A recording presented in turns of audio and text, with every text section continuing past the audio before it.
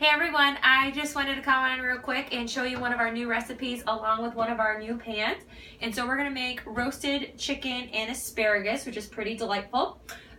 We have our 12-inch stainless pan, and if you come a little bit closer here, you're going to see how the pan's a little bit different. So it has a non-stick coating on the inside, which is super great. I just have some oil in there right now. The non-stick is going to take away the scare of stainless. And it's dishwasher safe, which is pretty great. So I've had oil in there for a few minutes now. They say about 3 to 5 minutes, a tablespoon. And I'm gonna add the chicken thighs, the boneless chicken thighs, and we use a Dijon mustard rub for them. So I'm just gonna go ahead and put them in and start searing them up here. And you don't really need a high heat like you typically would to sear with stainless, because this pan heats up really fast and does really great even cooking. So I'm just gonna go ahead and put these guys in and sear them up.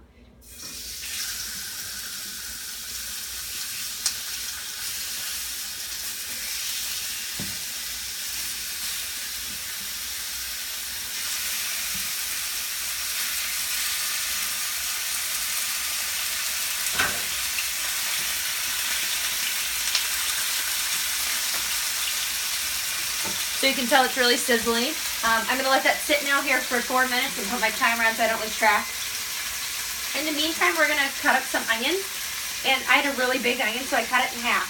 But they say when you cut an onion, especially if you're gonna slice it the way I'm gonna want to do root to end, that's just gonna get you, I'll show you here. So use the simple slicer. I'm setting 3 in this case. I'm just going to use these prongs to stab it too. Stab that first, maybe. Get down there good.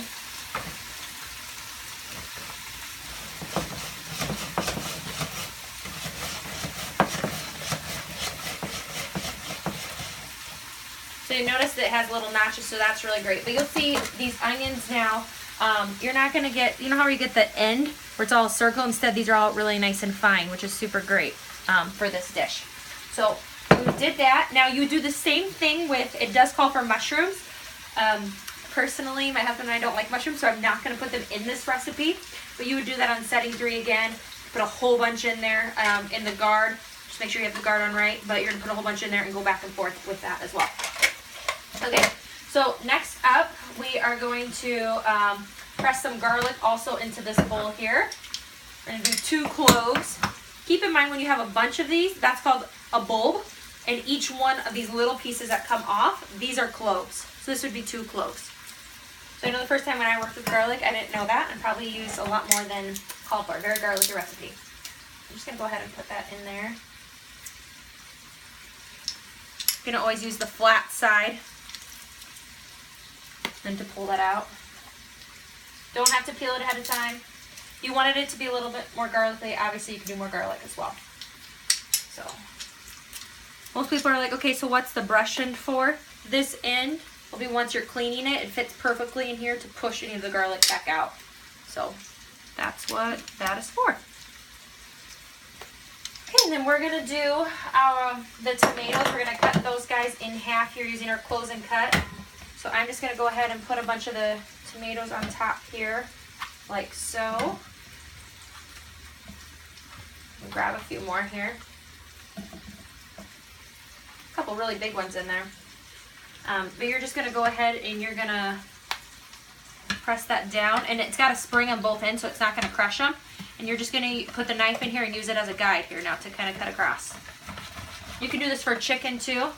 So now I just cut a bunch of these guys in half, which is pretty cool. So I'm gonna quickly grab a bowl here to put them in. For now, do the rest of them here if I can.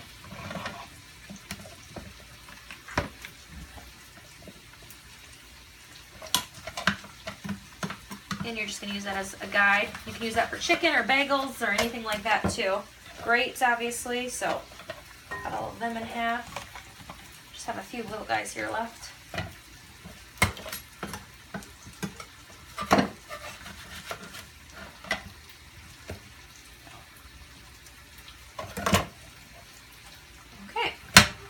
let's see what the recipe does next for us. So, did the tomatoes, we did the onion, and now we're gonna do, okay. So once the chicken is done here, which only has about 15 seconds, we're gonna turn it for 1 minute. I do have the oven going too, because we are gonna put this pan in the oven here. So I'm just gonna go ahead and flip that over.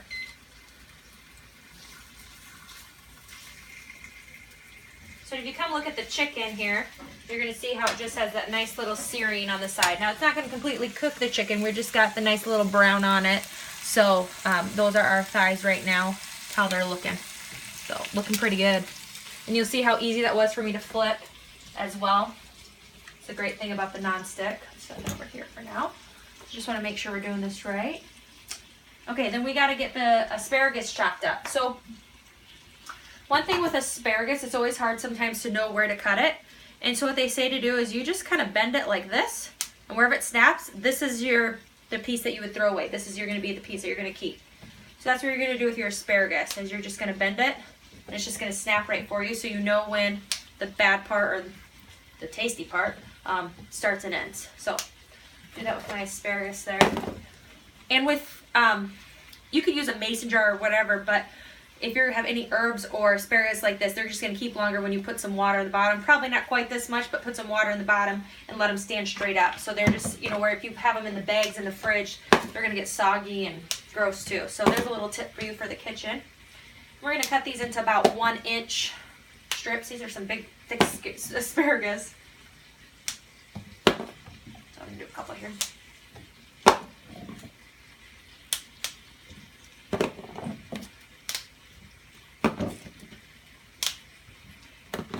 These all chopped up and ready to go. Oops.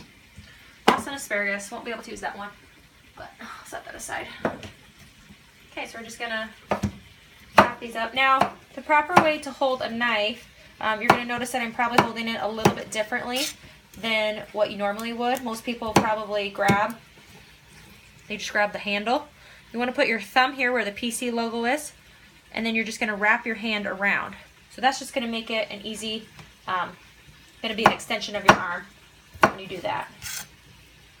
So.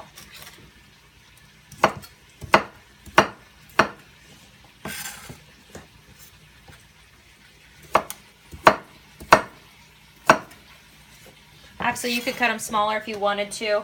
These are pretty thick asparagus, so it still works. Gets the job done.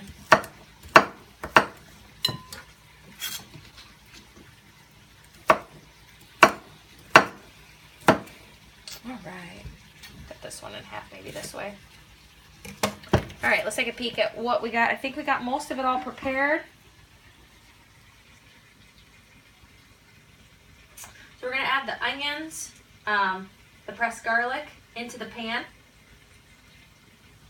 And kind of release the fond. So the fond is, you know, what's left from the chicken as well. Kind of a big piece of onion that didn't get cut good, so if there's any fond that's left on the bottom of the pan, anything that needs to get scraped up, just gonna go ahead and saute those onions in there for a few minutes. And I have a gas burner here, and I only have this on 3, so you don't need it super high, and it's gonna get the job done. So we're gonna let those saute here for a few minutes. Why don't you guys just watch that for a few. It's gonna look beautiful. We're gonna eventually put this all into the oven here. So we're gonna add some, you can either add wine or lemon juice with, we're gonna use the citrus press here. One really great side dish is if you did like red potatoes with this as well. So that's also a great side dish with this. Okay, we're just gonna put the lid on for a few minutes. So our pans, what's also really great about them is that they have the lifetime guarantee as well. So yeah, I mean, it's gonna at times too, it is dishwasher safe, but with the dishwasher, it can discolor it a little bit. It does not harm the performance at all of the pan itself, but So if you didn't want that discoloration and wanted to keep it super shiny and perfect, then you were going to want to try to just hand wash only. But dishwasher safe still either way, which is super great. So I'm going to let that go for a few minutes here, mixing her up.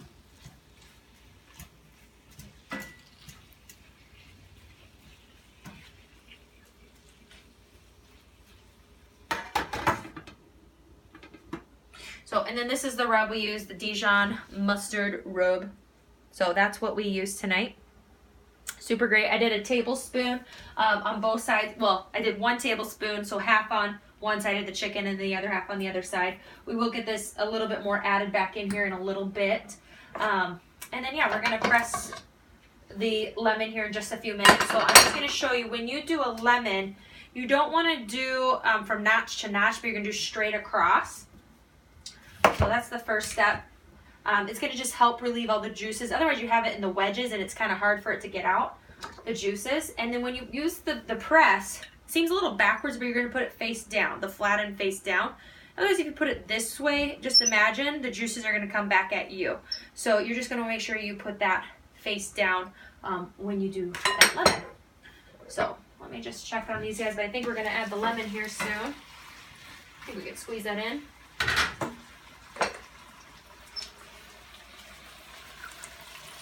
And so you can use wine as well, but I'm going to use a lemon today.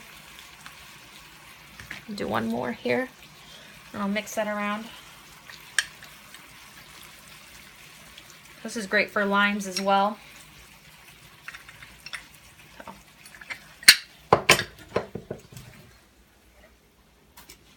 It's going to be so tasty. Okay, we're going to let that simmer a little bit longer again, and so we have the oven at 425. I'll show you the picture too. Isn't this pretty? It's what it's going to look like once it's all done. Yum.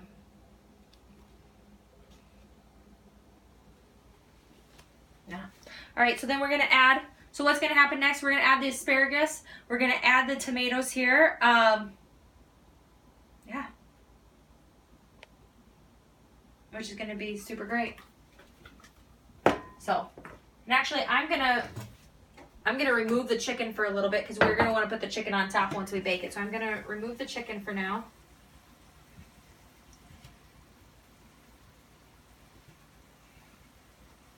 And you can keep it in like I did, or you can remove it if you want to remove it before you put all the onions in too. Obviously you can do that at any point. It's gonna work either way.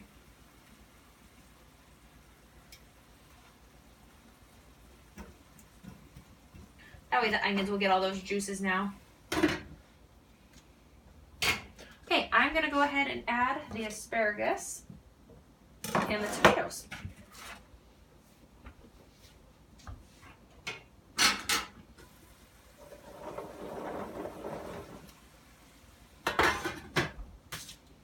I'll get all those tomatoes added as well.